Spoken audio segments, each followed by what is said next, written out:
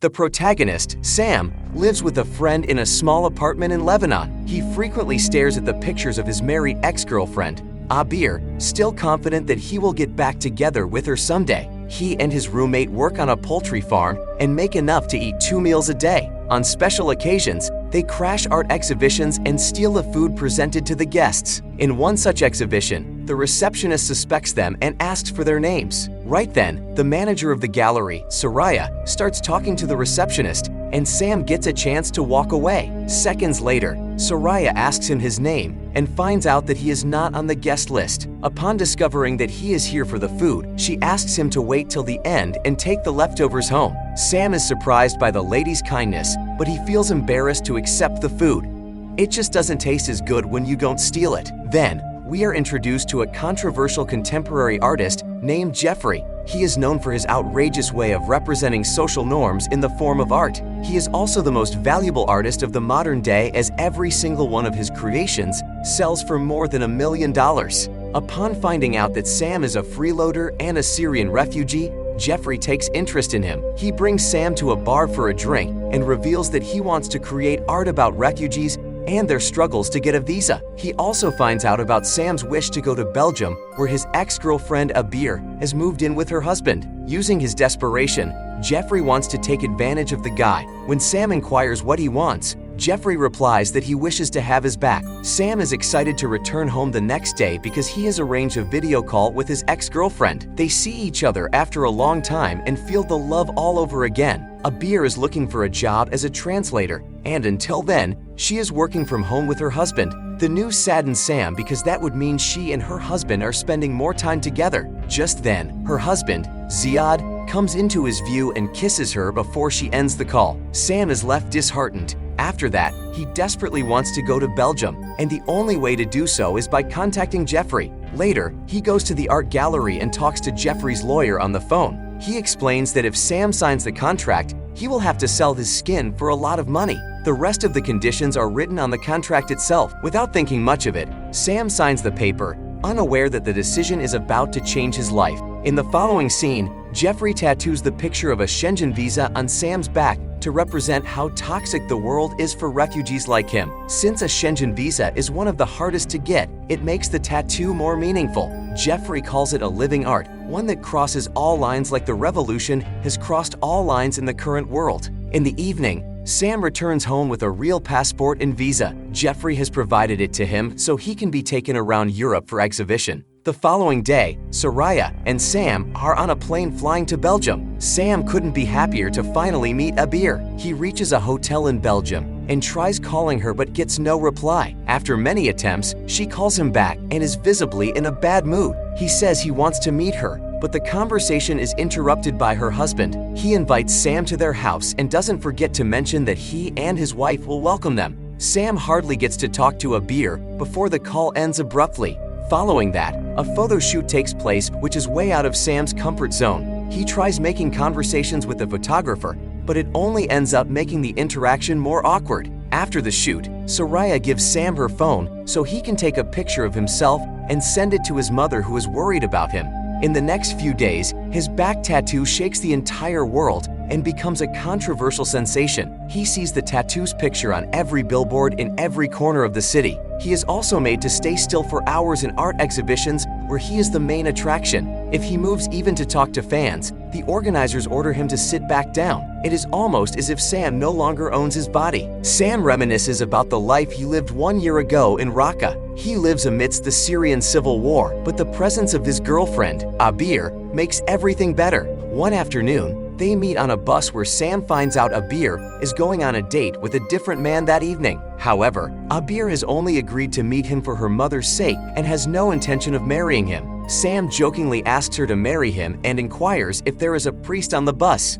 A man laughs and starts singing a song while everyone dances to it. In the following scene, Sam is home when a bunch of policemen knock on his door and arrest him. They believe that he is a revolutionary because he mentioned the word freedom when they were on the bus earlier. A police inspector asks him about his true intentions and secretly tells him to run away. The policeman is a friend of Sam's father and knows that he is not a threat, but if he is convicted, he will surely be hanged to death. Hence, when no one is around, Sam jumps out of the window and runs to meet Abir. I run to meet Abir all the time. At her home, a man has come with his family to arrange a wedding. Abir sees Sam and runs to him excitedly, but she soon finds out he cannot stay there for long. In fact, he will now have to run away from Syria if he wants to live because the government has declared him a terrorist.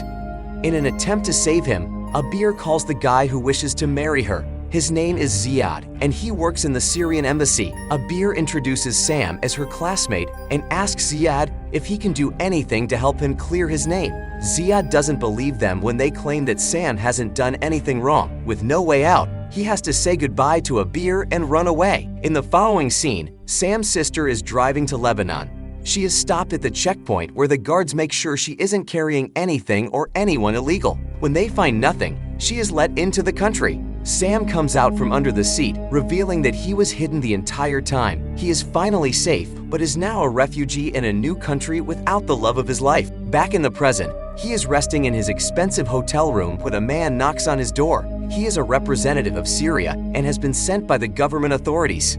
They are planning to sue Jeffrey for abusing Sam and using his body for art. Hence, they need his help in doing so. However, Sam slams the door on the man's face, enraged that the same government that wanted him dead is now asking for his help. When it gets dark, he calls his mother, who is worried about him. All her relatives have painted Sam as a freak who sold his body for money. He makes her understand that they're just jealous because he reached the height of success they were never able to achieve. The next day, Sam finds out Abir's address and goes to meet her.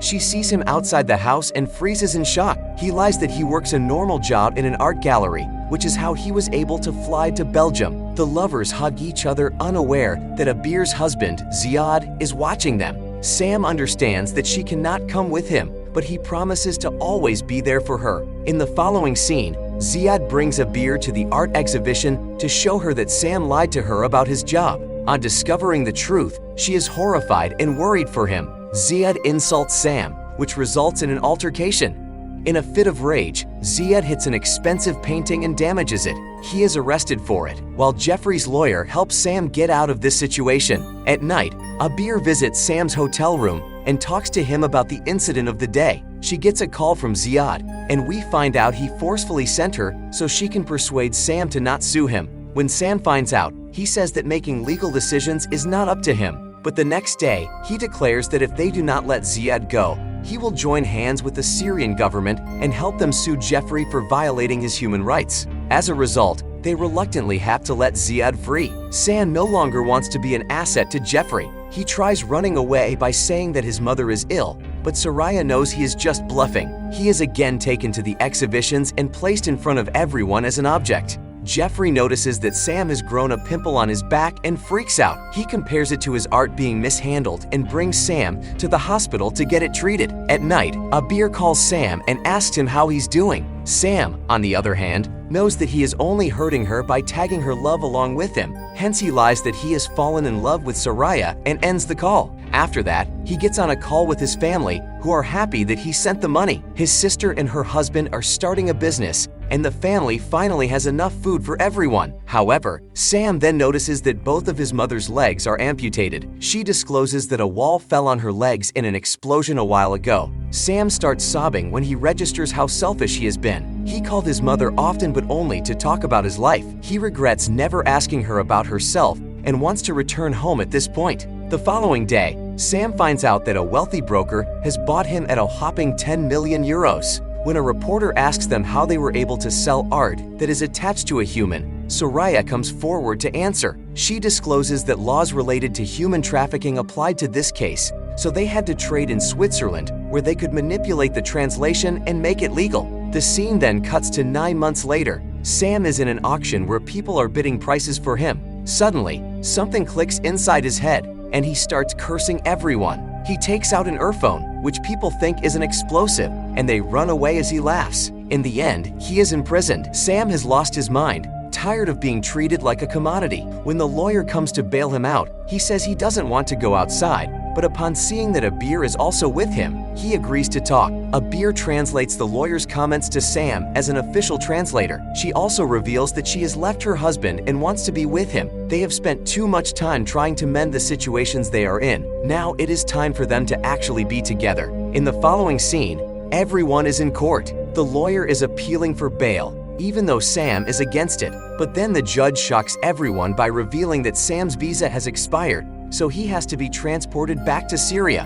No one can do anything about it, since it is a requirement made by the law. Outside, the reporters inquire if Sam is scared because he is worth millions of dollars, but he says that he is happy to finally go back home. A few weeks later, Soraya watches a video on her laptop. Sam has been executed by Syrian terrorists for being a traitor. Not only that, but the group has skinned his back and sold the tattoo on the black market. It is somehow found and shipped back to Belgium. In the ending scene, Jeffrey watches two men install the back tattoo to the wall at a museum. Even after death, Sam doesn't stop being an object. Then it is disclosed that Sam was never killed. He is living his best life with Abir in his village. The tattooed skin was fake and was arranged by Jeffrey, who knew that he couldn't hold Sam for life. Moreover, the tragedy of Sam's alleged death makes it more expensive. In the last scene, Sam and Abir are seen together, enjoying their freedom. Subscribe for more videos like this.